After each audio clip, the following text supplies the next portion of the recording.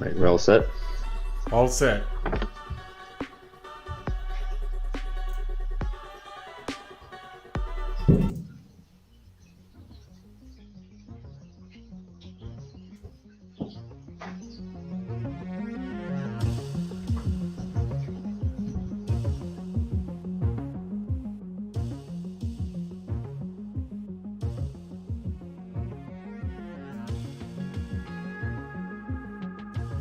Whenever you want to start, Charles, you're muted.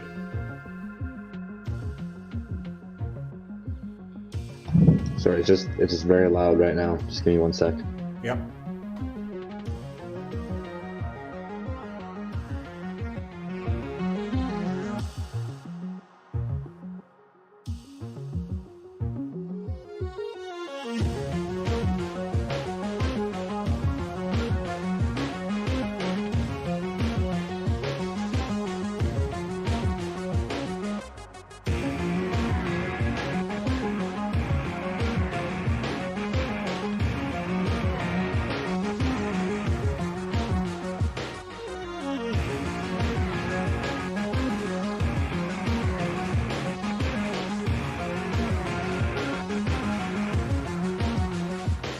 Hello and welcome to the Great Huyte North, your destination for the iciest cold takes from the frozen wastelands of the north.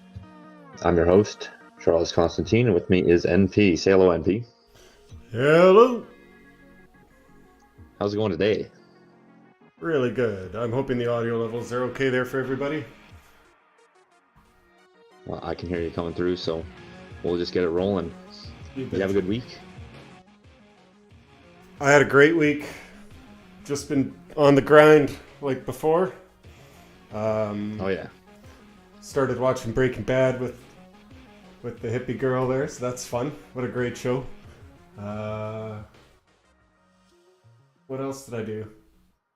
I feel like I did some exciting stuff, but I can't think of what right now. I'm sure. I'm sure it was very exciting. I've never actually watched Breaking Bad. Is it good? Yeah, I'd say top three, if not the best written TV drama of all time. All right. Now I'll take your word for it. Probably never gonna watch it, but I'll take your word. If you do watch any TV, I'd say that would be the one to watch. It's right up there. I know it's a cliche opinion too. Like I'm not breaking any new ground here, but it is what it is. It's actually kind of worth the hype. Okay. Well, like I said, I'll take your word for it. Now, it's been a pretty exciting week overall. It You just instantly dropped out. seemed like Hold fast.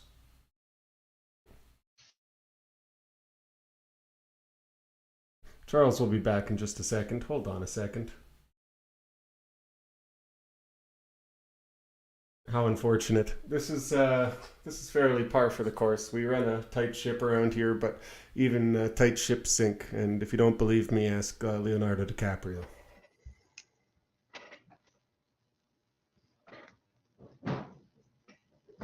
Okay, I can hear you yeah, again. we're back. Yeah, you're back. Take two. Okay, well, I was gonna say it was a pretty exciting week overall. I think we got a lot of big W's here, but not everyone around this space seems to feel the same way. Well, before we dunk on anyone too hard, I saw a bit of graciousness emerge out of the last little bit here. So, you know, you know the people I'm talking about. They seem to have come around on it, although they were a little slow to accept the victory. Let's fill in the audience, fill in the audience. Well, basically, looks like Keith Woods, a local Irish man, well, not local, very global, from Ireland. He got a reply from Elon Musk, and it was on a tweet that he was bringing to light the new hate speech bill out of Ireland. And this bill seems to basically uh, unequivocally set you up to be arrested or charged for anything they determine hate speech. And it seems like the part of the clause in the bill is that they don't even have to prove you guilty. You have to prove yourself innocent. So now it's guilty until proven innocent. You have to demonstrate that you have no intent to use any of the materials that you have on your devices, or any of the language, any of the uh, talking points that you use. You have to prove that you weren't intending to use those to harm people. So it's a pretty egregious bill. Anyways, Keith brought this to light, and Elon Musk hopped into the replies there to condemn it as well. And so that post is blown up. It's probably over 10 million views at this point. It's a pretty big win for free speech and for bringing to light people that are doing good work in our sphere. Yeah, I thought it was pretty cool. I was pretty happy to see that. One thing I won't venture is an opinion on Elon Musk because I don't think it's relevant. Yeah, well, I mean, yeah, it's just he is what he is. I mean, this is a guy that has he's a multi-billionaire. He owns the biggest communication platform in the world, and doesn't really matter what he really is. Like, the fact is that he is creating space for these discussions to be had, and that puts everyone in a better position. Like, that's just what it is. Sure, if you get attention from him, you're going to have hundreds of thousands of eyes on your post. That's just a fact. And so the key thing here is that no matter what his slant is, uh, it's created the space. And it seems to me that there are people that are always black pilled about these kinds of things.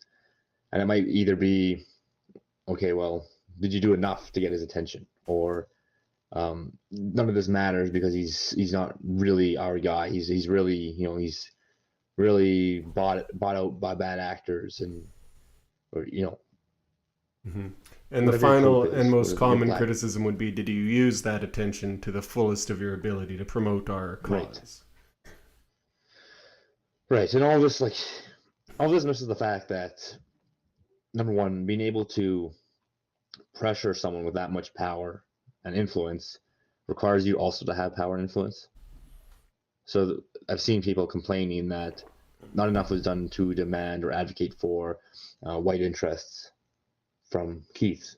I think, But again, I mean, that's well, facetious on its own because the content of his reply was that, uh, this is Twitter is a major, like, cornerstone of free speech in Ireland, and Irish nationalists depend on it. So, like, we hope this was, in essence, I'm paraphrasing, but like, I hope you uphold your promise to maintain free speech, which is, I think he said that very politely and in a way that Elon can certainly just take um, or leave, I guess, but it's there to take, and I don't know necessarily what you could say better. well, nothing. And the idea that there would be a better approach is dependent on you having the leverage to actually make an influence. Like, if you don't have a large network backing you, you can't really make any more demands. It's not like you can be dollars. I'm someone with no money and no network, and just do what I tell you to do. It's like, what does he care? Yeah, Like, you can make the point. Okay, well, you're holding to his own principles, but the fact is, the people that do leverage things, using their influence, they have influence. furthermore, So even he was yeah, holding yeah, go ahead. Elon to his own principles. That's precisely what he was doing with that reply. So please keep, But yeah, please see this free speech issue that because Elon believes in free speech, at least he appears to, or like he says he does. So Keith used the free speech angle. Makes perfect sense to me. right, and like it was a broad appeal to that principle, and the idea that you would have to go and point out every single instance of him breaking that principle to hold him to the fire, like how would that work? Like you don't get someone to change by saying like, hey man, you suck on all these, you don't really do this, you suck at it. Here's all every time that you've failed to meet your standard, be better. Like Yeah. again, to hold that kind of approach, you actually need to have networks to influence the person in question. So the right way is just appealing to the principles in this cordial way, and then you leave it at that. Yeah, you certainly, as a guy who Elon knows is a guy who tweeted something that he retweeted, you get maybe a line, you know, and imploring him to uphold free speech. I don't know. Well, if you had one line to say to Elon Musk that you wanted him to take seriously, that wouldn't alienate all the normies watching, that wouldn't alienate Elon himself, but that would still advocate for your, at least a facet of your message, what would you say? Well, I think it would have to look something like that. Maybe I'm Right. short on imagination, but I didn't see any better ones offered up either. No, no. I like a lot of what I saw being offered as a counterexample. People again, just from the pulpit saying, "Hey, this is what this sucks. This is a waste of a reply." All they had as counterexamples was just being a dick, basically. Like just trying to make the case that they should like you should attack Elon for not following on his principles because of X, Y, and Z niche um, influencer that you think deserves to not be banned. And I mean, like, yeah, okay, maybe you're making a good point. Maybe that person shouldn't have been banned. Maybe he hasn't been ideal on free speech. He hasn't, but Without a he's been doubt. better. He's Like he's been yeah. better. It's a better space than it was before. And again, going back to the point that we just laid out, you aren't going to get what you want by crying about it, especially In and like attacking a guy. Especially when you have no, again, I'm gonna keep it on this. You have no networks to leverage influence. You have no institutional power. You can't start making demands at someone who has way more power than you. Just be like that's not how it works. Everyone that you point like every powerful institution that advocates for their interests has a whole institution. That's what everyone misses here. Is it like It's actually the exact how mistake do the we not get it? CBC made that we were making fun of last week. Right. Yeah. Yeah. Well, at least the CBC does have actual Yeah, a influence. measure of Like power. everyone that I'm Yeah. seeing here complaining about this is just like individuals that are anonymous profiles. These are probably the same people that on that Keith poll about what do you do to advocate for this sphere, like over 30% of the people said they don't Well, do anything. I won't say that because a lot of it came from Old Strike and Mike, and we know they do a lot.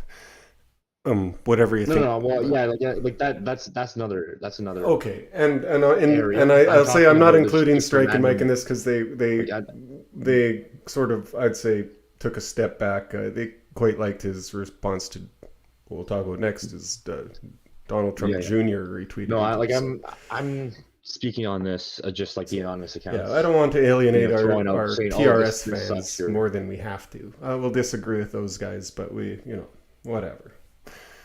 It's just I wasn't even going to bring up that aspect of things. okay. Again, I was just pointing at, okay, you look at all these anonymous accounts, whether they're on Twitter or in Telegram chats, and they're just saying, "Hey, this isn't enough.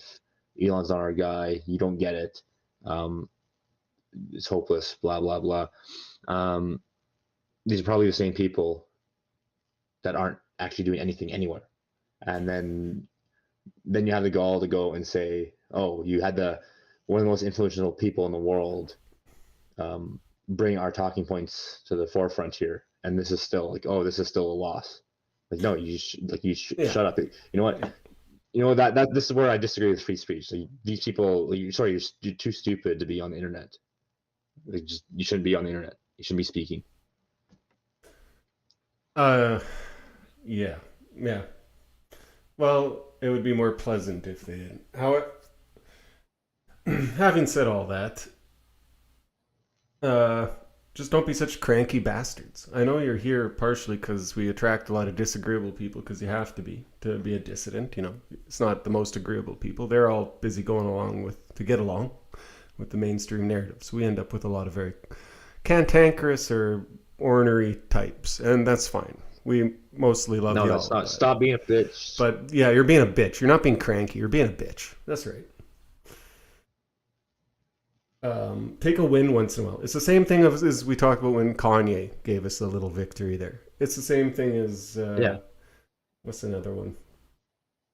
I don't know. Yang back in the day was just promoting a few things, or Tulsi or something like this. Like those get more complicated, well, sure, this, but this whole phenomenon blows my mind because these are the same people that will talk about how conservatives are eternal losers. It's like, oh, we need to smash contards because they can't take a W. They're always losing. They're always ceding ground. But now, like, these are all these guys, same thing. Oh, you gain ground in this area, like, and then you're gonna find a reason why it's not a way to gain ground. You're gonna, like, all the effort you could be using to, use that inch for a mile. You're gonna say, oh, yeah, fuck that. That's not worthwhile. I'm going to complain about this. I'm going to say why this isn't an inch that we gained, and then sure, okay. lose. I have something to say on this, but I'm going to come at it from a very oblique way. So just bear with me on this. I've been taking a lot of baths lately. Okay? I don't know. Yeah, too much information, but it's just cozy. You can smoke in there, watch YouTube, catch up on your podcasts.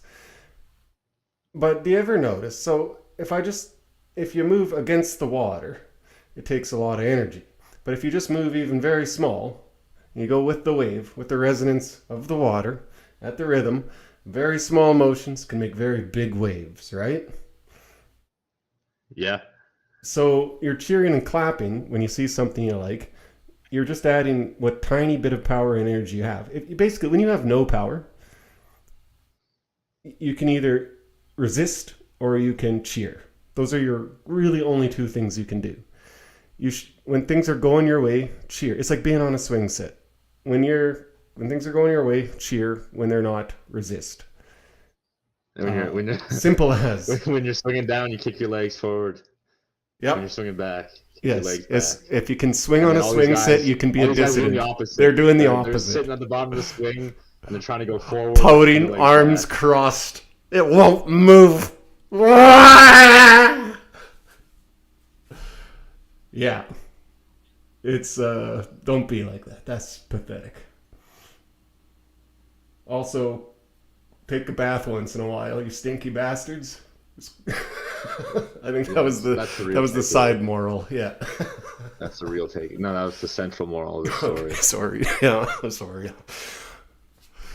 Yeah, and then I think another just to finish off on this, we had brought up that he had also, I think Donald Trump Jr. had responded to him as well and said, "Hey, look at this." And did you see the response Keith had to him? Because I think this illustrates a very intelligent tactic with these groups of people when they give you a platform. Did you see this? I did see the reply. It was quite funny, I thought. He's playing to the audience, right? Charles? Oh, you're gone. No, here I am. We're good. So he was playing to the audience. He got a meatballer on jab in there. Yeah. Well, the specific quote tweet here, he says, "Thank you for standing for free speech. What's happening in the West is tragic. And now Meatball Ron is signing hate speech legislation in Florida in a foreign country. I hope you take your country back." So, and then he has an attached image of DeSantis signing this Florida anti-hate speech law, this anti-Semitism law. And apparently he's signing that in Israel. Yeah, So that's he pretty clever. again perfect play if we do an analysis play by play. Thank you for signing for free speech! Exclamation point. Yeah, exactly what Agree and conservatives they amplify. love that. Agree and They amplify. love that. What's happening in the West is tragic. Yep, you got to Yep. appeal to the notion of the West declining. Yep. Meatball Ron, there's a Trump I don't Yeah. want to say Get on their euphemism, but side like a Trumpism. yep. Sure. Yeah. And then I hope you take your country back! Exclamation point. So he's talking So their language, he's agreeing with them, and then he's still like kind of slyly educating them on sort of the Zionist influence, even in their own conservative sphere, and the sorts of reasons why the free speech they love is disappearing. So, and the important takeaway from this breakdown of Keith's response here is that you have to keep your audience in mind, right? You can't just be mindlessly raging all the time about your key issues and everything, all of your secret red pills that that's not how you get the message across. You have to speak to these people in their language. Call someone, call Ron DeSantis Meatball Ron. Might be a little bit cringe. You know what? No, it's not even cringe. That's actually just funny. That's a good one. But yeah, it's like, take your country back. Look at these hate speech laws and being signed in Israel. So essentially, be more appealing to the audience that you're dealing with, and that's the takeaway here. sure. I mean, most of us probably won't get the chance to talk to old Don Jr., but it applies equally to the boomers in your work trailer. You know, it applies to Yeah, your well, that's mom. what I mean. You gotta meet So people where they are. there's again, you got to be thinking about how this applies in your day-to-day life, because these, Elon Musk pushing out these points, that's a huge one out there, but that's not you. You gotta ride the wave, like we've been saying. Kick on the swing in the right direction, And and that also, might just mean speaking to people in your day-to-day life I, using these same talking points that fall in line. I will add this. If you want to be Keith Woods, it might well be within your grasp. It's not impossible at all. What he is extremely, extremely savvy at using the internet and social media. We saw it with his TikToks. We see it with his videos. He's a young guy, but he really just kind of gets how the internet works, and so he knows how to use it. And instead of complaining, I would suggest taking a few notes out of his book, maybe even trying to do better. Yeah, just learn how to understand the internet. And this is something that Yeah, we talk about quite a bit on the show. by the way, and that comes with a disclaimer, I'm terrible at it. I suck at the internet. I mean, just look at our views if you want proof, but Oh yeah, no, but if you can understand it, you can use it to your advantage, and that's something that we do talk about on the show quite. Even though we're not very good at it, we talk about it all the time, which is pretty. It's pretty indicting of our own capabilities. Well, it takes a certain personality type too. I don't have the stomach to, like, anytime I get too many followers, I start getting in fights and I lose the followers instantly. Like I'm not built for it. I like my little echo chamber corner, But I'm happy there, and I'm not going to be Keith Woods, and that's good for my sanity and maybe for the world. But if you want to be us there. But it's easy enough when you understand some of the structures of this stuff to gear into exactly what needs to be done to appeal to growing an audience and saying things and engaging on media in a way that people can pick up and agree with what you're saying and promote it. Well, and some of it's that really is the space, like we've said before, right? It's the public square.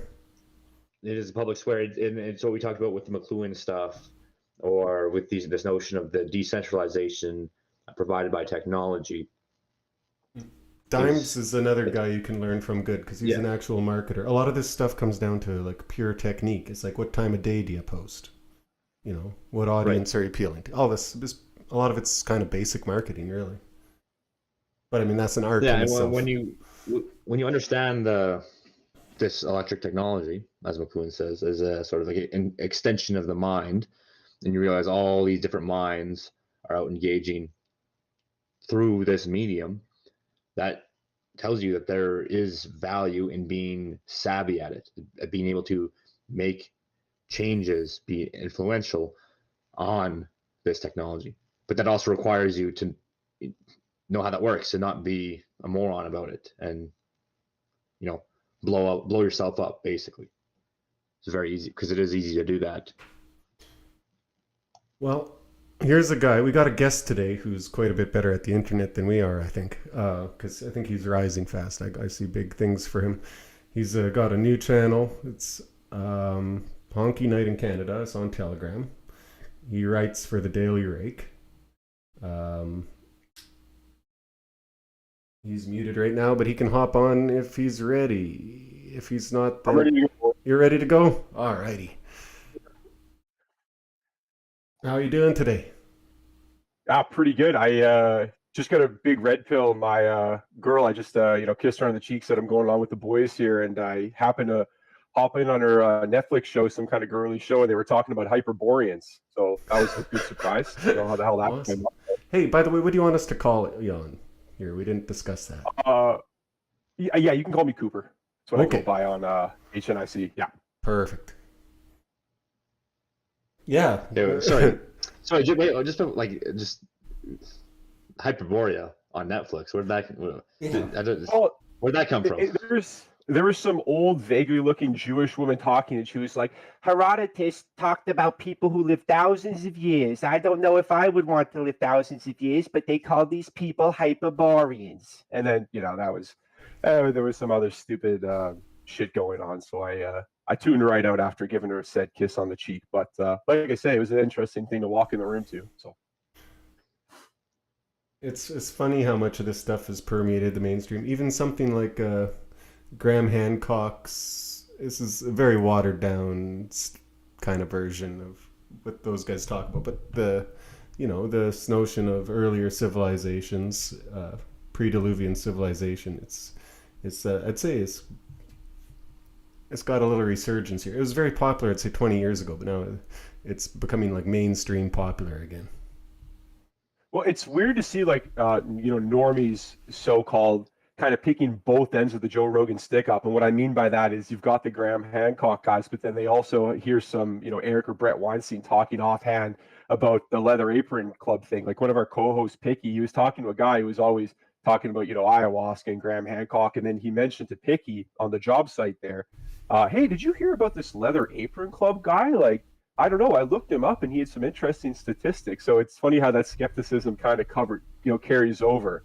Like for me personally, I got involved in the politics first, and then some of the Hyperborean or whatever like crazy civilizational stuff kind of comes afterwards when you develop the political skepticism. But some people do it the other way, so that's interesting to see. Well, it's just part of that process where we see again the way technology allows these ideas to permeate across the board. Now there's not necessarily a linear way to come to a given idea. Now it's sort of just like there's so many nodes all over the place. You can jump from one end to the other end without even realizing where where you are. I mean, I even I've seen like just random girls out there talking about how Helen Keller is a total myth. Like you just think like total like normie. You never would have thought. And they're like. Now they're like on TikTok talking about how it's total bullshit, and they can't believe how stupid everyone before them was for believing the whole story. Like it's stuff like that. It's just everywhere. Hey, but this goes exactly against the echo chamber theory, or maybe not exactly against it, but like there's echo chambers, but everyone will be in 100 echo chambers in a year. It goes directly against the popular myth or conservative concern, say, over what they're trying to do to the internet. In fact, the opposite has happened.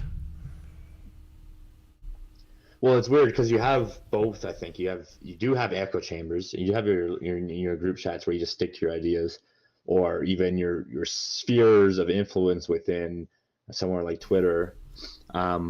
but at the same time, like, you have these multiple different nodes that you can just jump in and out of while staying grounded in your echo chamber. So it's not quite as black and white as just you're purely confined, you never hear anything from the outside, but it's not like you're totally permeated throughout all ideas equally.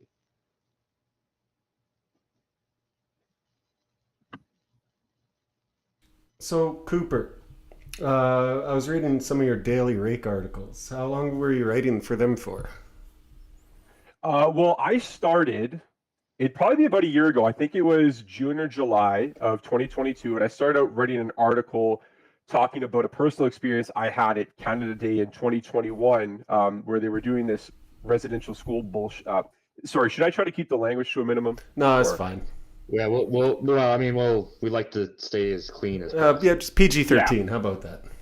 Okay, I'll try my best. I apologize. No. I have a little bit of a foul mouth. We swore just earlier. Yeah, Yes, fair you enough. So anyway, I'd gone to a Canada Day celebration, and there was an Indigenous woman talking about how she, abused her children, and they were taken away from her several times.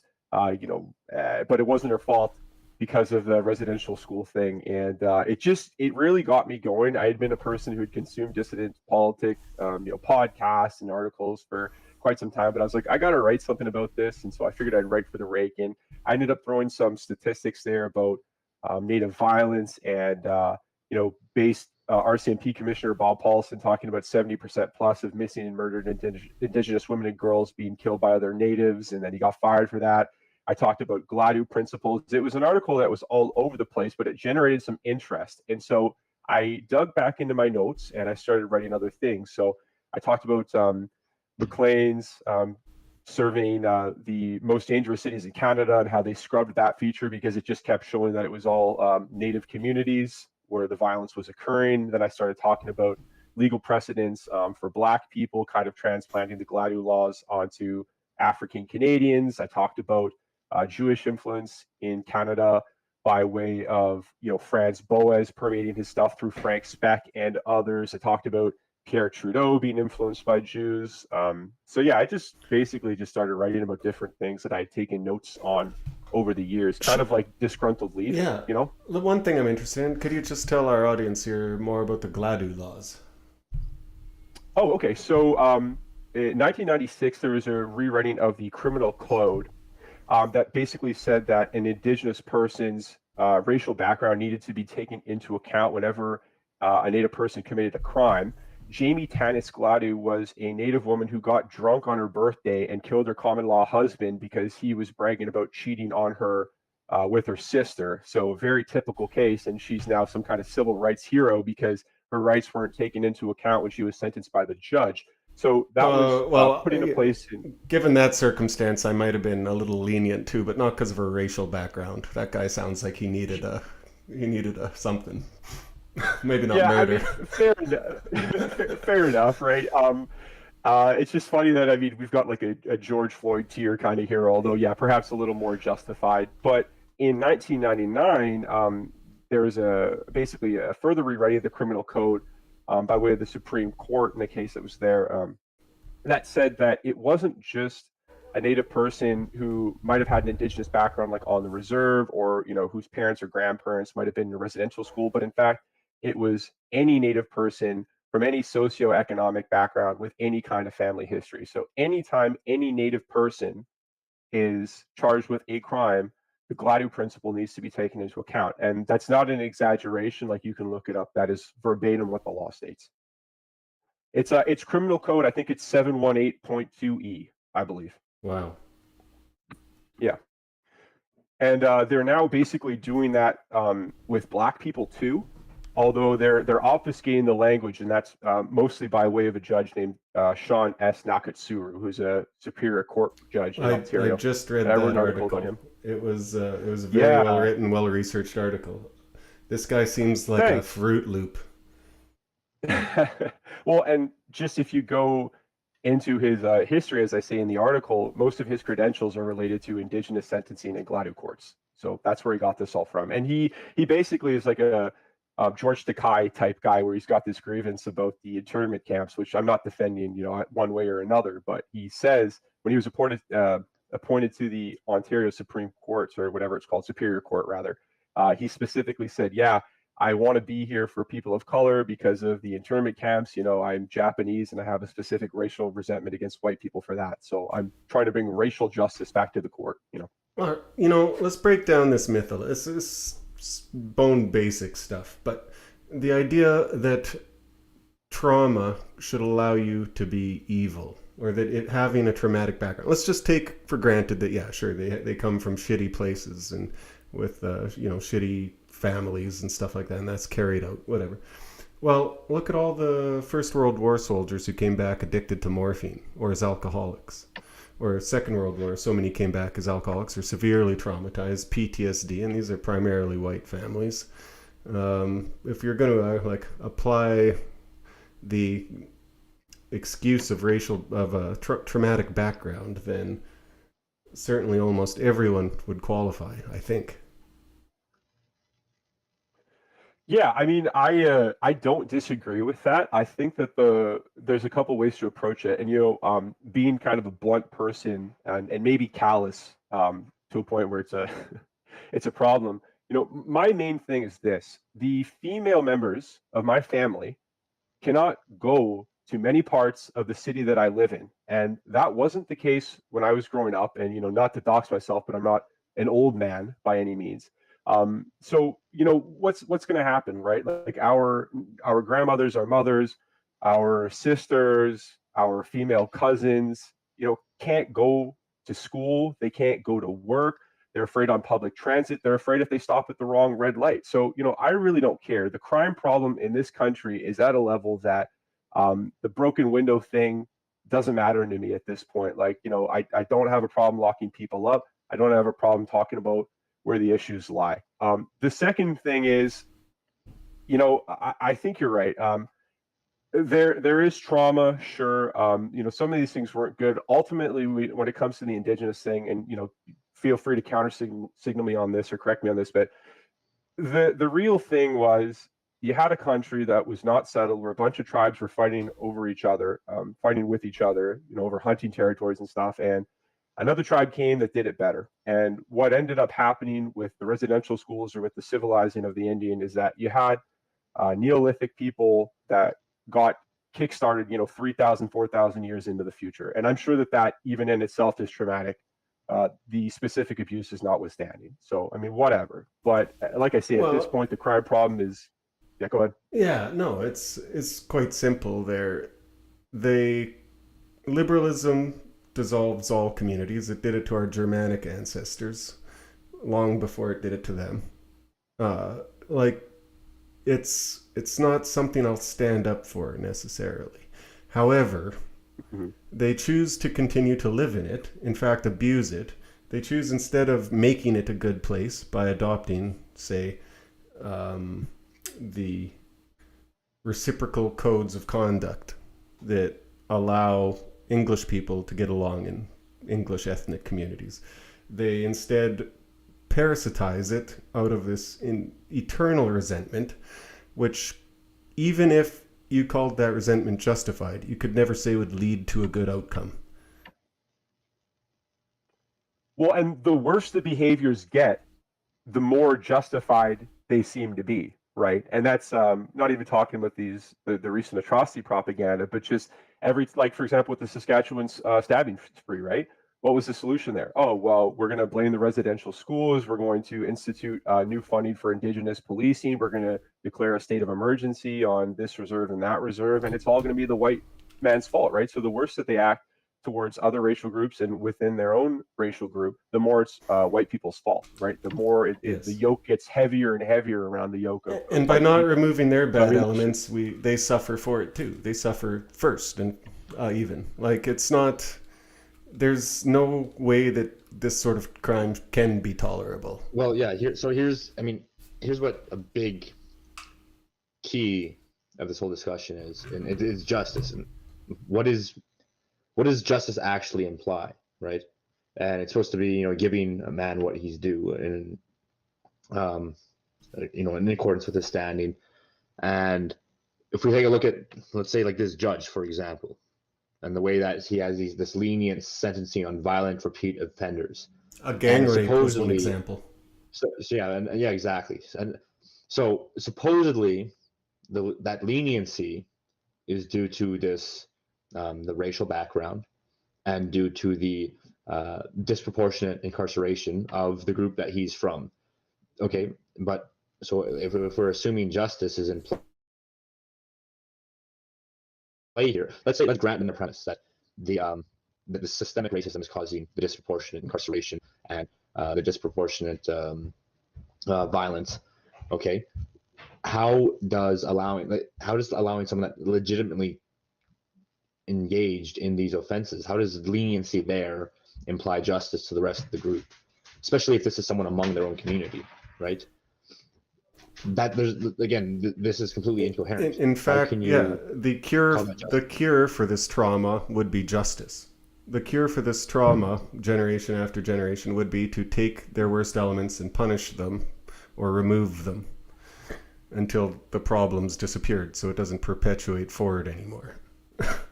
Well, something that we were talking about, I think it was 2 or 3 episodes back on Hockey Night in Canada, is that there is an increased fervor among various Indigenous communities for a separate legal system for Natives, actually, and that is specifically just about there's an example this Métis lawyer gave, and he was like, "Well, it's like your grandma and your grandpa are disciplining you instead of a person who doesn't know." Your background, it doesn't know how to properly rehabilitate you. So it's like, again, it's literally talking about an increased form of coddling, which you're right is going to lead to even more Oh no, violence. I So fully agree they should have a separate legal system in their own country. And then they can have a well, I mean, passport and all that to get into ours. I think that's the ideal solution. That's what I'm fighting for well, every day. And they can I they can don't treat here's their criminals how they want. We won't let their criminals into our country. this is a funny thing, right? Because it kind of goes back to the whole Citizens Plus thing. I mean, the white paper in 1969 was a proposal by Pierre Trudeau to kind of bring them into modern society, right? You have full control over your reserve land, you can develop resources on it, but you don't have all these extra rights. You are a Canadian citizen. And of course, you had this crazy backlash where they said, no, no, we don't want to just be Canadian citizens. We want to be Citizens Plus. And it goes back to that old native cope where they give the example of how they weren't citizens, right? Kind of in around the era of Confederation and shortly thereafter. Well, the reason that they weren't citizens and that they couldn't vote, this is a big grievance they have, is because they had these additional rights. So if you were an Indian, if you were a status Indian, you had all these additional rights. You had your treaty payments and whatever, but you weren't a citizen, and so you couldn't vote. Okay, but if you were a native guy and you relinquished your Indian status, then you were a full-fledged Canadian citizen. You could vote. You had other rights that Canadian citizens had, but you didn't have the extra handouts. So this is this funny conflation that they have about what their status was in Canadian society around the time of John A. Macdonald. But it's complete BS, and they do want it both ways. So every time you try to give them a bone and say, okay, let's start from scratch, they say, no, we don't want that. Yes. So they want to be entrenched into law, into Canadian law, is an overclass. I don't see any reason we should tolerate that for a split second. And the problem with it, right, is it's like at the same time, then they tell you that you're the privileged class, right?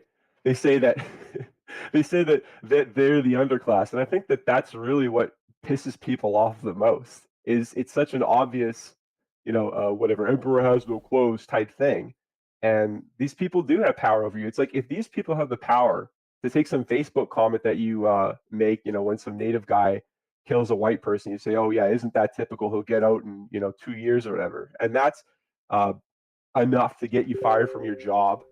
And you're going to tell me, you're going to tell someone who that happens to that they have all the power. I mean, it's complete BS on the face.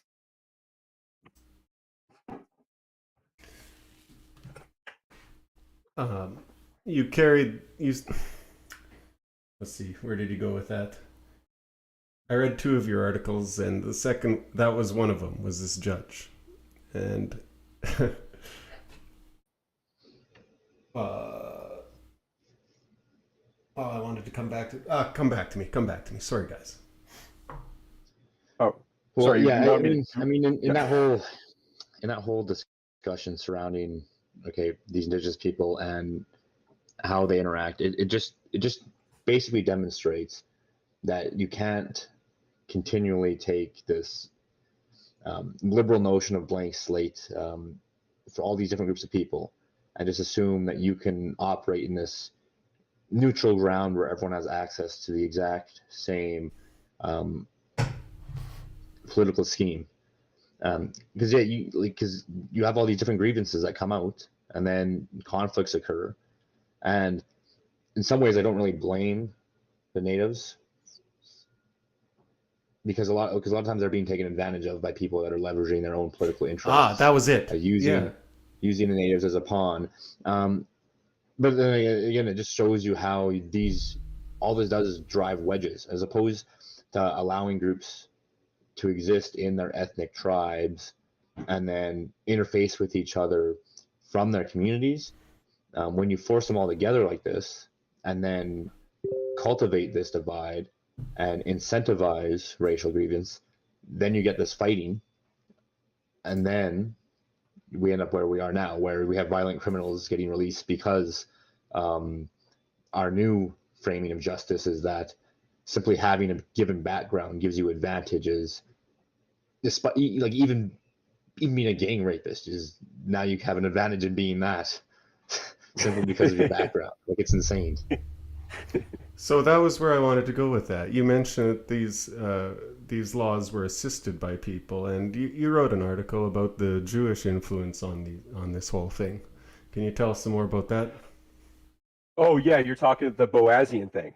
Yes. Yeah. Okay. So this all stemmed from an interview that I listened to on the Canadian Jewish News of one David S. Kaufman, who wrote a book called The Jew's Indian.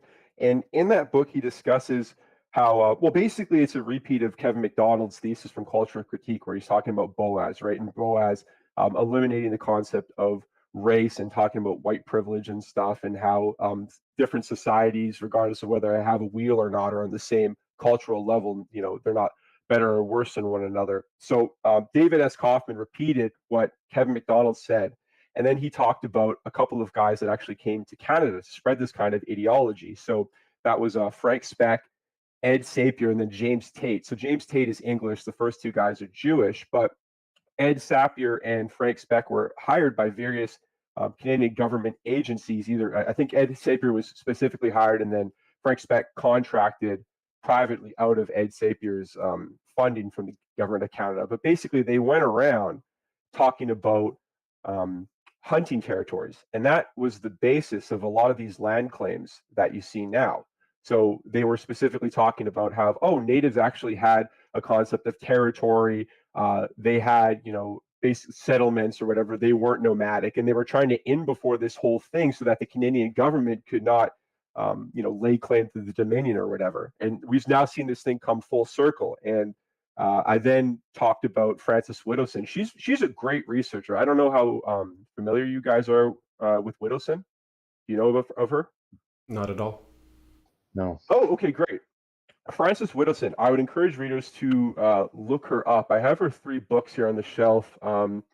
Let's see. There's Separate but Unequal, Indigenizing the University, and then my favorite is Disrobing the Aboriginal Industry. So that whole book, Disrobing, talks about grifters that have come into the reserves and kind of laid claim over the reserves, all these counselors and stuff, who are native themselves, and then some outsiders who are making exorbitant amount of money off of native grievances. And then she also talks about, in some of her other books, the whole notion of native medicine being bunk, sexual abuse being rampant on reserves. So she's done a lot of great work.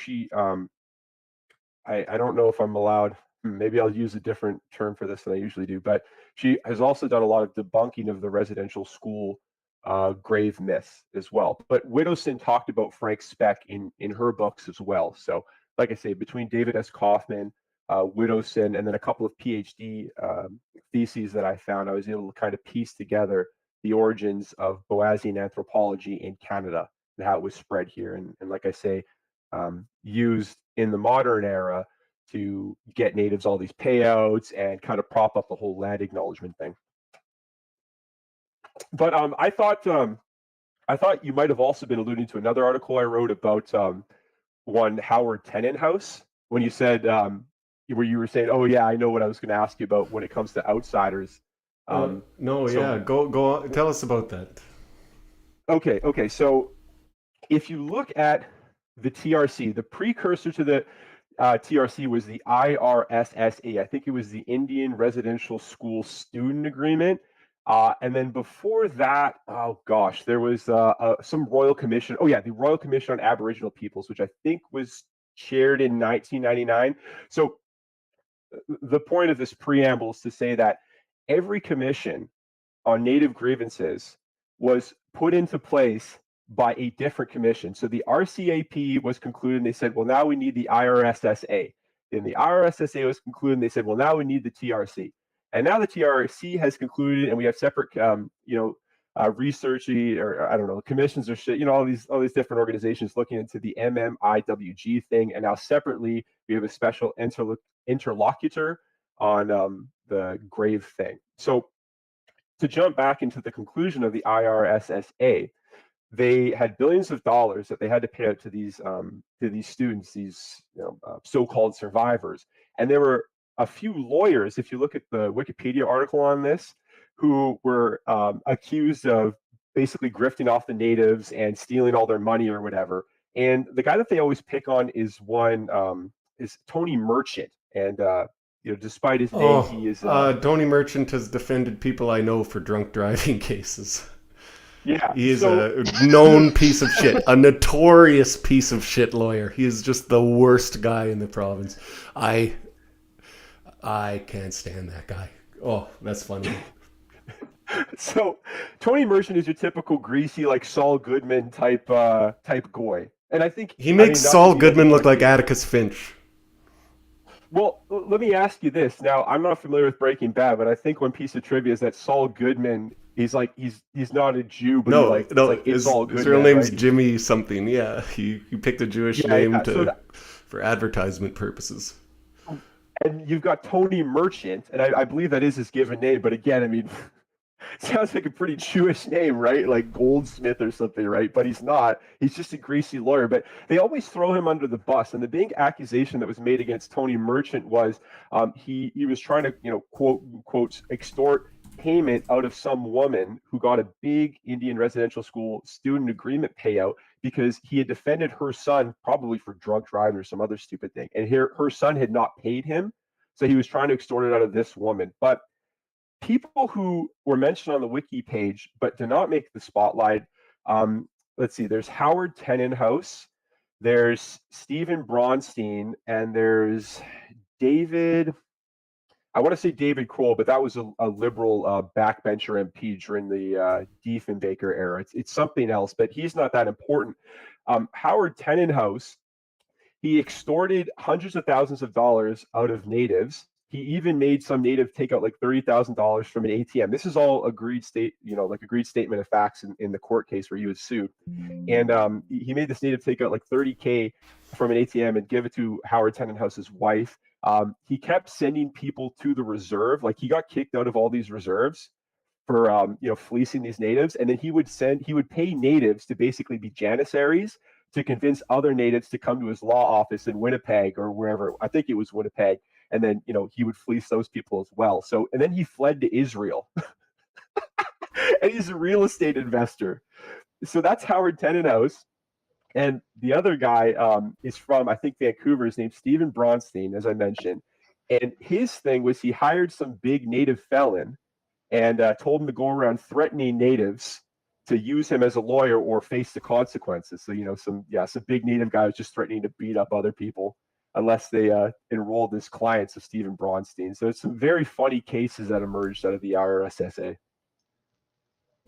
That does sound like a plot line right out of Better Call Saul. That's really funny in a way, but just deeply messed up. Yeah, I mean, well, it is messed up, and it's funny that those are never the cases that get used for the mainstream, the big headline grievance articles, right? I've never seen those because I think part of that would inevitably end up exposing the grift of many of these elites using natives as their own pawns for their personal gain, and never actually really looking out for these people. I'll tell you one story I heard secondhand, but there was this Chinese lawyer, and he was dealing with a lot of native housing purchase claims, or like so they could get free government housing, right? And Yeah. okay, so this guy, he was actually kind of on the level. I mean, that law is pretty contestable, but you know, it is the law, and he was just kind of applying it and helping these native people do it. Well, he realized it was all boilerplate, so he wrote a just basically a script or whatever. You could just fill in, you know, your basic data, and it would pump you out an application form. The other lawyers around there ran him out, and I think got him disbarred because he was cutting into their grift so hard by automating it. It's Chinese efficiency. He's Andrew Yang. That was Andrew Yang, I think. He fled to the United States after that, right? It might well have been. Sure. Yeah. We have to automate the native grievance system. That's what tech can help us do. I'm going to put math on the t-shirt to talk about the 250 graves. I actually came up with that figure. Yeah. Yes, indeed. Yeah, no, you only need a cursory look. I know people who worked in water treatment on the reserves, and the whole thing there was you just had to be pals with the chief, and you could get pretty much endless, easy, cheap government contracts to go put in water. They would never be maintained and need continual updating, and it was done at an efficiency level that makes even normal government work look pretty efficient. Now, this came to a head at Loon Lake, and I forget the name of the reserve, but there was a fire that killed 2 children in the reserve. The reserve tried to sue Loon Lake for not providing its fire department, but they had stopped paying their bill and received 1,000 notices like over the last few years. So they were no longer getting fire service from Loon Lake due to lack of payment. In the disclosure for that case, it came out that the chief of that band, it's funny, this was a case because the reserve and the town were about the same size. So the chief of this band was making, guess a number what this guy was making a year. Ooh, you know what? I've looked at some of these figures, and it's lower than I usually think it is. You know, and I know they get handouts on the back end. I don't know, like 125K. 400,000 when you count all the bonuses and perks and free phone and travel. He wasn't paid all of that. Like his wage was probably around 120, but when you count like what he was taking out of the public coffers, that's what it was. Guess what the mayor of Loon Lake made a year? 65. Yes, with no zeros. $50. 50. No. And What the fuck? and he would pay out of his own pocket to get the arena repainted and stuff like this, of course, right? Mm-hmm. So it He just sounds like a gym. Sorry, go ahead. no, yeah, it's a pretty typical small town Saskatchewan mayor. Well, he sounds like a Jim Keekstra. Have you ever seen that TV movie Evil? I think it's Evil in Clear River. No, So it's like based on the Jim Keegstra thing. We got a lot of funny drops out of it that we like to spam on the show. But so basically, yeah, it's like a fictionalization of the Jim Keegstra story. But even with all like the BS that they put in there to try to make him look like a bad person, he just looks like normal. So it's like all these people from rural Alberta are like, yeah, but you know, he's a great hockey coach, and yeah, he teaches history, and it's a little funny sometimes, maybe, but you know, who cares? He's entitled to his perspective. And then it centers on this woman who, you know, won't let it go, and she's bringing in the cops, and she's bringing in these Jewish organizations to sue him and stuff, and he loses his job. He's not a mayor anymore, he's not a teacher anymore, he's working at like some service station, you know, putting like doing oil changes or whatever, and she comes up and keeps accosting him, and he just ends up looking like a normal person who's completely thrown under the bus, and she ends up like psyoping her child who's on the hockey team to hate the guy. So yeah, I mean, just I don't know, just reminded me of the Jim Keegstra story, and just that movie, which I think you can still find on Archive. It's pretty funny for a watch. yeah, I'm gonna check that out. That sounds good. The thing with the fire issue, like children specifically, not just natives, but native children, there's an epidemic of fire deaths on reserves. And the reason being is that they don't have fire alarms, they don't have fire codes. They do actually get funding from the federal government, quite a bit of funding. I don't have the figures in front of me. I could dig them up at request to institute fire safety. And every time they interview some fire chief from an adjacent town, it's the same thing. We don't have the authority to go on native land and tell them to institute a fire code, and they refuse to hire our services, and they refuse to do it themselves with the government money. But of course, again, just like everything, right? Just like we were talking about the crime issue, the worse it gets, the more white people are blamed. And that's every APTN thing you see about this. That's what it is. Oh, the colonial government isn't doing enough, even though they'll say in the very same thing, oh yeah, well, we have the funding, but we don't do anything with it. Like, it's completely absurd on its face. Yeah, well, I mean, I guess I'm just glad I don't have to deal with that personally. It's not it's for other government bodies to deal with. So I guess at the very least, that's not my role. Yeah, fair. It is funny though, right? Because you hear boomers talking about like wasting money all the time. We got to balance the budget and stuff. And I think boomers are all aware of this grift. Like, if you talk to guys in the trades, especially, behind closed doors, they'll tell you about it. But I mean, you're not going to hear Pierre Poilievre talking about it, right? He was the guy who said that he would think about adopting all 94 Truth and Reconciliation calls to action, many of which just mean more money, like explicitly so. So I don't call it tar, by the way. I call it LAR. I call it lies and recrimination. Nice. I like that. We have the tar bridge in Saskatoon now. It's called the tar bridge. Oi, oi, oi. You were talking about water treatment. I know a guy who doesn't exist, and I'm making this story up because I'm a liar, but a couple of years ago, he had to go to, I think it was a reserve by, somewhere in British Columbia, let's say. And there was one old guy taking care of the whole water apparatus. And that's something that another guy, who again I'm lying about and doesn't exist, encountered because he deals with native construction. And they're complaining about like water treatment crisis. But there's one old guy on this reserve, taking care of the water treatment facility. It's not an isolated incident because, like I say, this construction guy went over there, and they need to have like a certified journeyman carpenter. That's like the one requirement that the federal government gives for these native houses that are being built on reserve.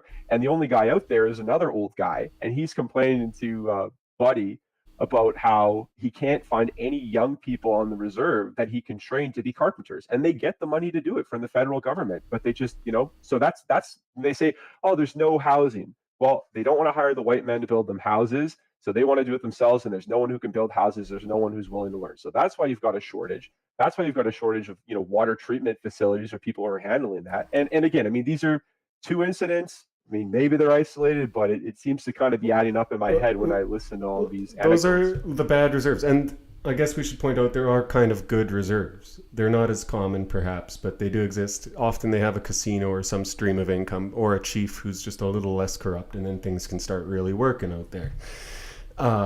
One instance, it was again out in British Columbia, I think straddling the border, actually. He built a couple gas stations, and he managed to hire locals, and I think he went and bullied all his community to actually start a few small businesses. And I mean, there's not that many people there, right? That's really all it takes to have a bit of a functioning economy and dignity. These things could work out just quite easily if all the grifters and malicious actors and federal government and would piss off, and maybe if we just start throwing their criminals in jail. Yeah, I mean, there's a lot of things. But again, I don't want to talk too much about prescribing. Here's how you fix that. I mean, it's up to them to fix it, really.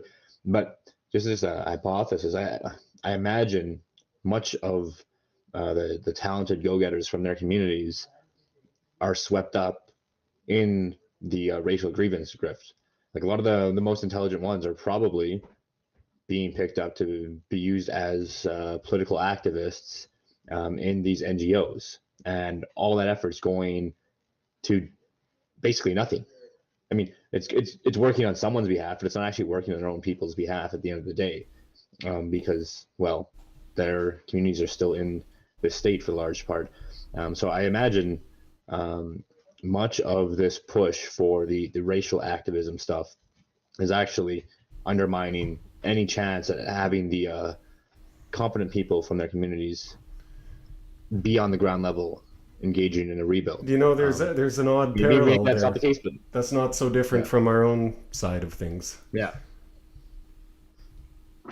Yeah, that may be a lesson for us as well, because I mean, I think so much of what white people have to deal with is many of our own successful people just constantly undermining our own group. So I think both sides have a similar obstacle in their path, but it's up for them, up for ourselves, each group, to figure that out.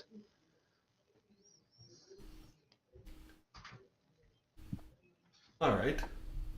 Do you want to jump on to the you were talking about the worker strike? I think we'll have Cooper. You can jump on this one too. But I think NP, you were saying you had quite a few things. Yeah, well, I'd like to discuss the notion of unions in general, and particularly unions, government unions, because right now, just to lay it out, PSAC, I think it's called, PSAC, sorry, is on strike. Which is a big government union. It affects almost every branch of government. It affects like our tax collectors, airport workers, all over the map, really. So, say we're in a third position of some sort, right? Unions, we can start out by saying, have historically been just an absolute cesspool of leftist collective activism. Fair? Well, I mean, not to detract too much from the point, but that was basically like an op in the 50s to change unions from places that actually represented the workers to like racial and like grievance centers, and that was usually like there was most like Calvin but earlier in the century, they were straight up communist meeting points in many times, or many union organizers were. Wait, what, sure. Are you being facetious? What? No, I'm not. No, I'm striking this. I'm getting this part out of the way. Okay. Okay. Because my point's not against collective labor in general or unions in general. Is to just bat down this point so we can carry on with an adult discussion of it. Okay, so we're saying you're being like sarcastic about that. No, I'm saying it's an actual thing that happened, but it doesn't reflect on unions in general, to my mind. It's no, because I don't think it was inherently a communist thing to start out with.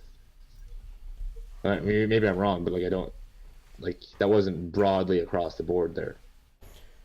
Okay, so maybe there was just instances of it. If you can correct me if I'm wrong. Okay, well, because I mean, if you remember, we talked about with the James Burnham book, right? The Machiavellians. Yes.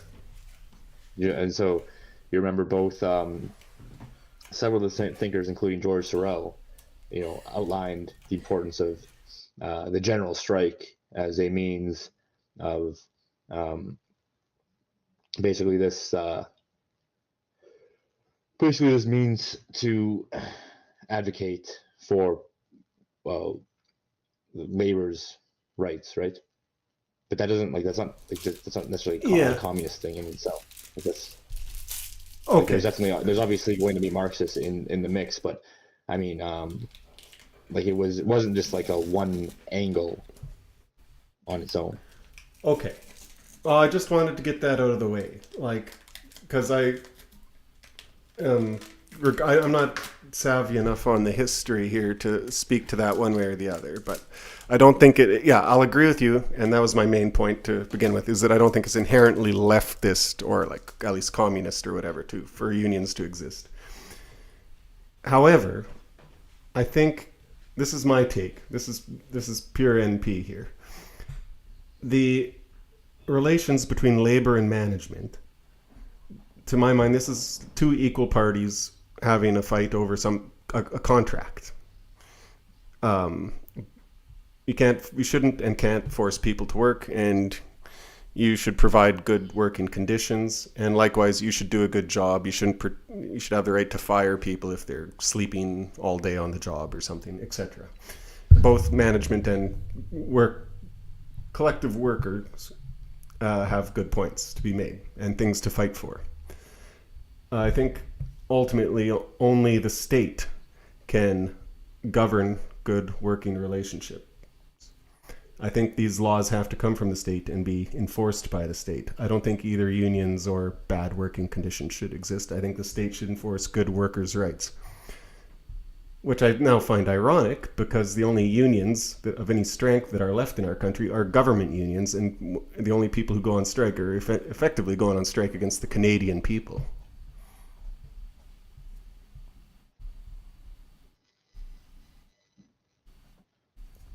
Do you see the irony there? The one group of people, good take. the one group of people that should perhaps be absolutely bound to service, which is government service workers, like serving the common interest, are the only ones who are allowed any sort of grievance or any workers' rights. Well, yeah, like I guess you could say, I think part of there's a couple of things that come into play here. So there, on one aspect, you could say that the fervor for unions and striking in the early days was way stronger, but it was because of like necessity. There's almost like this evolutionary thing going on with the interaction between the employer and the workers, where the Industrial Revolution comes into play, and working conditions change without any sort of regulations in place, because obviously it's a novel scenario. And now you have, if you say the proletariat as a sort of organism suddenly subjected to all these threats to their lives in extremely dangerous conditions, and where they're not compensated adequately, well, then they have a severe reaction, sort of like an evolutionary reaction for their own survival. And then you have the employer reacting against that, and then sort of this back and forth into the 20th century. But by the end of the 20th century, I mean, the reality was that workers are pretty much had what they needed for the most part, right? You're not being forced to work in coal mines for long hours, day after day, without being compensated. So we're kind of in a situation now where that you could call it like a cultural evolutionary pressure isn't there. So I would say that's one aspect. And then the other aspect is just some unions just get what they want, and then they're good to go. Like, I even know people around me that have unions where, well, they got their $1 raise. They're not really going to complain. Oh, well, maybe they should have got $2. We're not going to really complain that much. Like, it's good enough for them. So I think it's at a point where it's sort of stabilized. But then we have this, yeah, you're right, that we have this one instance of government employees still being able to go off all the way. So I guess the question is, well, why is that?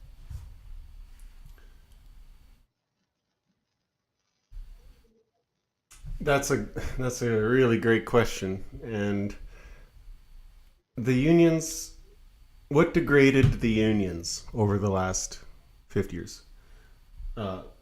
Cooper brought up, for instance, this adoption of woke kind of values, racial values, and this sort of thing.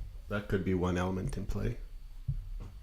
Do you have much research done on that? Like, do you know much about that? Yeah, so Kalman Kaplansky was a famous Jewish operative who worked for the Jewish Labor Committee, and what he did is he trained with the American JLC in New York, and he basically infiltrated these unions, and he set up goys to agitate for race stuff in unions, instead of workers' rights or fair compensation. And this is well documented. This isn't a conspiracy theory. You can find all of that in Ross Lambertson's Repression and Resistance, which I have on the shelf here, and it's published by University of Toronto Press, so a libtard organization. It's all right in there. Kalman Kaplansky was famous for doing racial agitation against Morley McKay in Dresden, Ontario, which is a very funny name for a place where there's a racial battleground. But yeah, he was a big operative and he was a big part of this. So yeah, Jewish people infiltrated the unions in the mid 20th century, and Kalman Kaplansky was a big guy in that. I don't have my notes pulled up. I just have the book here, but yeah.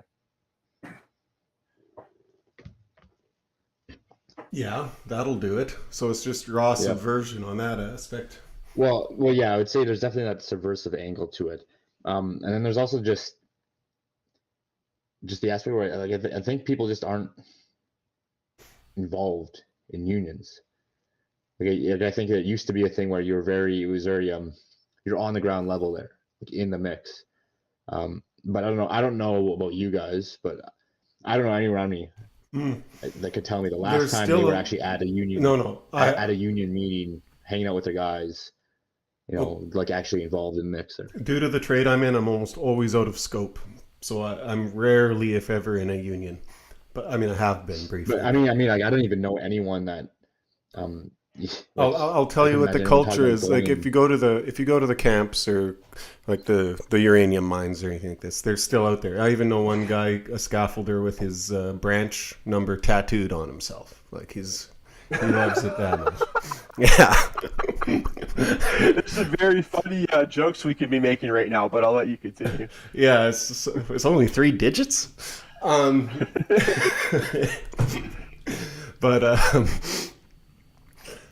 yeah, there's a very rare sort that's still that absolutely fight for it. I knew another journeyman I trained under who would tell me about the old union days and the walkouts they'd have. He even admitted they were they tended to walk out during the Calgary Stampede very frequently. Find a reason to, but like walk off site, right? But also he also told me some stories, like some very good reasons why everyone walked off site in solidarity with some real bad treatment. It cuts both ways. Yeah. Well, in this case, then, from what I read, and I don't really know too much about this, but it seems, okay. Well, the contract went up in 2021, right? Right. They had to renegotiate. Yeah, this is a renegotiation, and that happened. That happened in the middle of COVID, or at the tail end of COVID, right? Mm-hmm. So from what I was reading, is you have this whole work from home situation coming into play, right? Yeah. So they're asking to keep working from home, right? In some cases. Yes. So there's that on top of all the inflation that came with COVID. So I guess that does make sense. Like maybe I don't know why it's specifically this group alone, these federal government employees alone. Contract time, but maybe there's potentially that this is the first instance of a massive strike in favor of work from home. Well, the work from home, dealing with the inflation. There have been a number of government union strikes over the last few years. Right. I'm pretty sure CUPE went on strike. I'm pretty sure the rail workers went on strike. I'm not sure if they're government or whatever. It happens quite frequently, to be honest. But this is a big one, especially with how many services are affected and in the middle of tax season and things like this. Well, taxes. I saw the immigration got basically put on, not put on hold, but slowed down extremely. Passports, all of that kind of stuff. I think they said over 100,000 workers are not involved. They only have 30,000 essentials. Oh boy! Well, I hope it comes to a quick and peaceful resolution then. Now, with that all being said, I actually hope that it works out for them. I hope that they set a standard of the work from home. I think that's much more reasonable now that we live in this internet age that we live in. It'll be much more viable for people to raise their families on their own terms in the work from home scenario. And they were pushing for raises as much as 30% from what I saw. So to account for inflation. And I don't see why not. Like, I don't care that the government workers. I think the reality is we should be getting paid. Everyone needs to get paid more in this country, like way more. Absolutely. The cost things is way way out of control, and there's no reason that every worker, everyone with a union, should not be pushing for their wages. I'll Like, tell you honestly, about this. Yeah, this work from home things in the private sector too. My own company is going through it right now, and I'm working with a bunch of old kids who are quite against it, just because it actually does make coordinating quite a bit more difficult. Depending on who, there's a lot of people.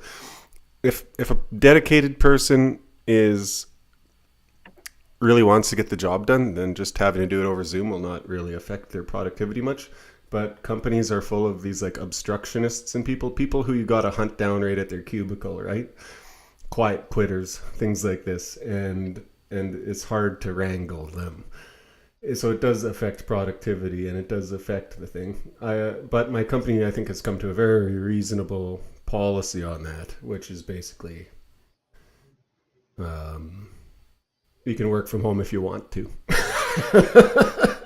But please come to the office sometimes. I'll just cite a piece of legislation without further comment, but I think it was in 1984. There was a sole commissioner, one Rosalie Silberman Abella, interesting name, who was contracted by Brian Mulroney to research like employment equity in all federally regulated industries, and I believe PSAC would be included in this since it's like a part of the federal government. But the legislation that she came up with single-handedly was that you had to have a certain percentage of indigenous, racialized people. It was indigenous people, non-whites, other non-whites rather, women and disabled people. So you think about giving certain groups of people the right to work at home, and think about what might happen. I mean, I'm not going to finish the thought, but I think anyone can see where I'm going here. It would probably be more effective just to pay them to stay home anyway. Yeah, never mind. Yeah, touche. I mean, the most efficient would be to not pay them at all, but given the option, that should at least keep things moving. Yeah, it's like the Ricky, I'm going to pay you $100 to fuck off meme, right? Yeah. I wonder how much of our native policy has been just that over the years. Politicians getting fed up like... I mean, that's my prescription. I mean, frankly, it's like, again, going back to Citizens and Citizens Plus, right? It's like, well, whatever we like specifically owe you. Like, I think a lot of those figures aren't adjusted for inflation. So it's like your treaty payment's like $2 a month.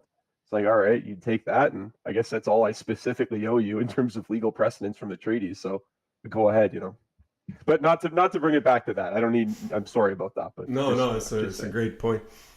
And we take any content we can get over here. Boy, I'm telling you, we're thirsty for content.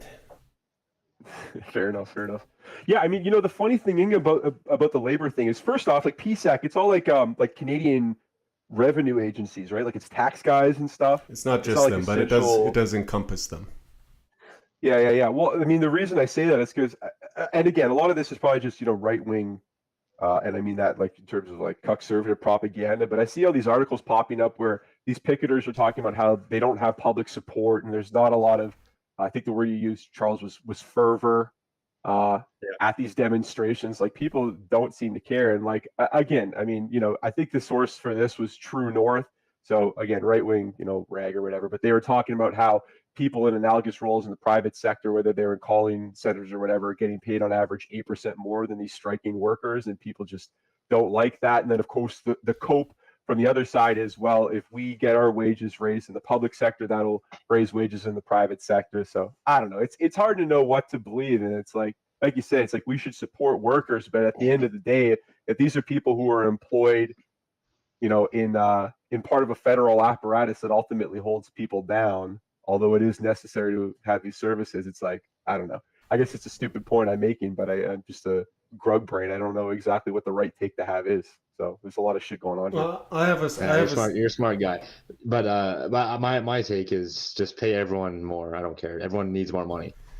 Just give everyone money. Agreed. Just pay us more. It should be, I don't know, like I don't care what the minimum wage should be at least $25 an hour by now. And like all the wages should be way higher. So if these guys want to get their due, I don't really care. Just like people just need more money, and the government needs to figure out how to facilitate that. And I don't want to think about it too much beyond that. Just pay us more.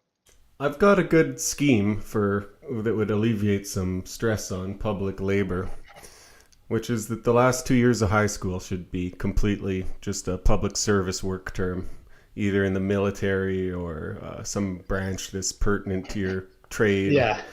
And then you get that starts your apprenticeship and all that, and that's mandatory, unpaid, or minimally paid, per diem or something, but minimally paid. That's that would be much more beneficial than like I was just listening to some biology and evolution lectures just because I was interested in the topic, but it's talking about all these single cell organisms, eukaryotes and different types of bacteria. I'm thinking, okay, I learned all this stuff in high school. Like, why the fuck does anyone? Why do you need to educate the entire populace in all this, like any of this? Like, who cares what your bacteria is made out of? And, like, most of your high school friends weren't listening and can't remember it anyway. It blows my mind now that I'm like going back through some of this stuff and just from my own personal interest, wanting to deepen some understandings here and there, and it just like none of it matters. Only the biggest eggheads on the planet should be in school past the age of 16. Like, if you're going to go be like a rocket scientist or whatever, you got to go do an engineering course till you're 20 or something. But if you're going to, if your intention is to become a framing carpenter, why not start when you're 17? Yeah, and I mean, the other thing too is so much of this information is just available for free if you're interested in going out and getting it. Like, it's not like you need someone with like a bachelor's in education to teach you biology. Do you know it only takes about 100 hours you just go on YouTube and get Yeah. that for free from someone that's more intelligent now. Yeah. If you, it only takes 100 hours to impart all of basic reading, writing, and arithmetic to a small child. Yeah. I suppose that probably doesn't go much beyond multiplying 12 times 12, but that's literally all most people can do anyway, despite the years spent in government institutions. So it's almost as inefficient as the reserves, is the modern education system. Yeah, and it's not like you can't pick out who is going to need the further education while they're in there. Like, you can, we can pick that out. We can figure out who is gonna need it and who is ambitious enough to follow through on it. Like, it's not like you need every single person. Like, oh, if we don't give it to every single person, we don't know who's going to make it. Like, no, more people would actually be benefited by just having practical experience. I mean, even so much of the degree work that you do is not practical. It's just like theoretical stuff, and you have to go relearn how to apply it. Yeah, or this new job I just took. Anyways, I have 10 years in the field. I have a technologist diploma, and I get to this new job, and I might as well be right out of the fucking high school. Sorry, right out of high school, because I didn't know I didn't know anything. Like, the guy next to me has been training me diligently for 2 months because it's a very challenging job, and I'm starting to pick it up. But that's how every real job of note is. You learn on the job. There's so much of what I've learned in school in various things that I basically just had to figure out on the fly in a job related to it. Like, that's just how it works. You just figure it out. And then even if I went to another company, I'd have to learn again because they have different procedures and preferences and stuff. It's just, it's insane how incompetent so much of this structure really is. But I think as things decentralize more and more, as we have greater and greater access for the resources for self-education, I think people are going to be able to step around that inefficiency and just basically be their own experts. I don't mean that as in everybody's a personal expert, but I just mean that you can just bypass the institutions that are lowest common denominator. Right on. Well, if you guys don't have any more comments on that, I just got one more question for Cooper. All right. You watching Fish Tank, Cooper? I'm watching the fucking playoffs, boys. Come on. It's Honky Night in Canada. Go Leafs. Sorry.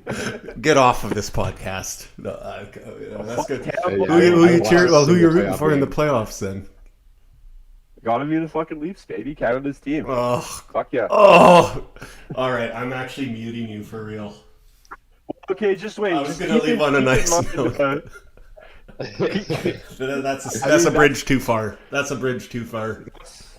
You know, we always say on the podcast, we're from Thunder Bay. So if a person was from Thunder Bay, that's who they would be cheering for, right? So I got to keep up appearances. And I am from Thunder Bay. I totally self-dox, and that's actually definitely where I'm from, Mr. CSIS agent. Well, personally, I haven't watched a single playoff game this entire round. So What's going on with Fish Tank? So they kicked some sex pest off, and they were counting rice or some shit. What happened? That's actually a pretty good summary of the whole show. Yeah. Okay, so I guess I know the scoop. No, I haven't followed too much the last few days, but it's just ongoing. I find all those autists pretty likable.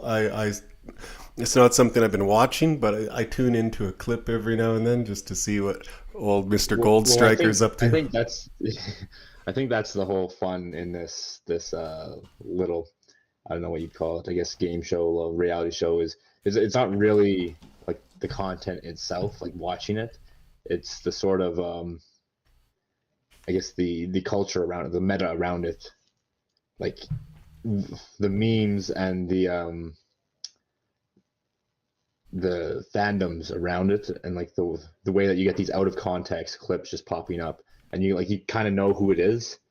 You kind of have reference to who each character is.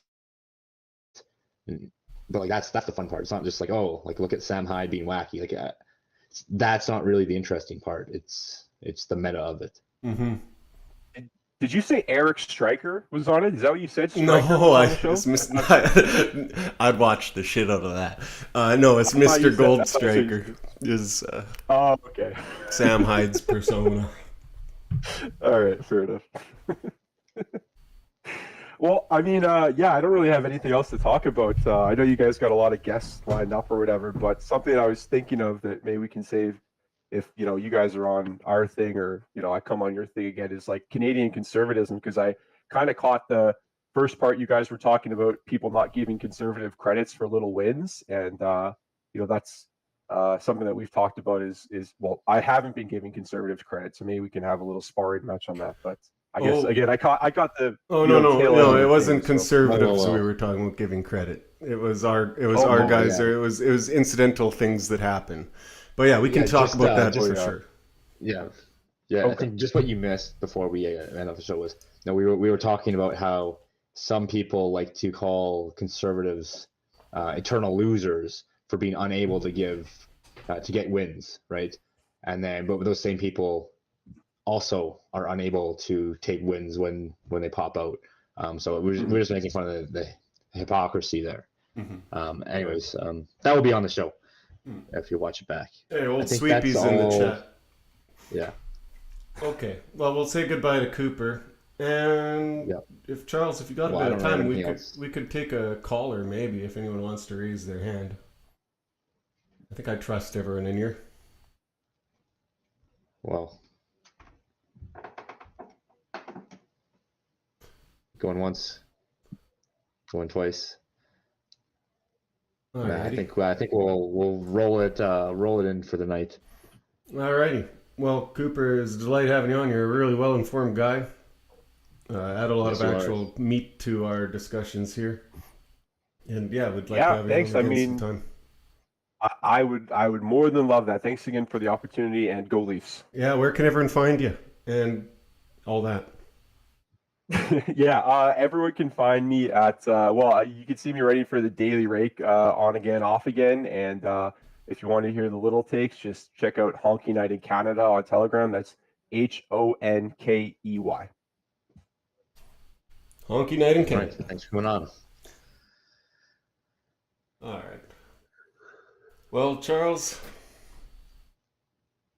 Let's let's say goodbye. Remember to like, share, and subscribe. Check out Hockey Night in Canada, and we'll see you next week. All right, everyone, take care. Hope the Leafs lose or get in a Humboldt-style bus crash by no fault of their own. Oh, sorry. I offended every listener we have. Okay, end it. End it. Sorry. Okay, that's it. Bye.